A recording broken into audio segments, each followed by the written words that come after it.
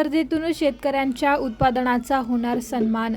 शेतकऱ्यांमध्ये आधुनिक शेती तंत्रज्ञानाचा वापर वाढवून पीक उत्पादकतेला चालना देण्यासाठी कृषी विभागाने राज्यांतर्गत पीक स्पर्धा खरीप हंगाम 2026 सुरू केली आहे। यंदा या स्पर्धेसाठी प्रथमच ऑनलाईन अर्ज प्रणाली लागू करण्यात आली असून जिल्ह्यातील शेतकऱ्यांनी मुदतीत अर्ज करून या संधीचा लाभ घ्यावा असे आवाहन कृषी अधीक्षक कृषी अधिकारी यांनी प्रसिद्ध पत्रकान्वये दिले आहे।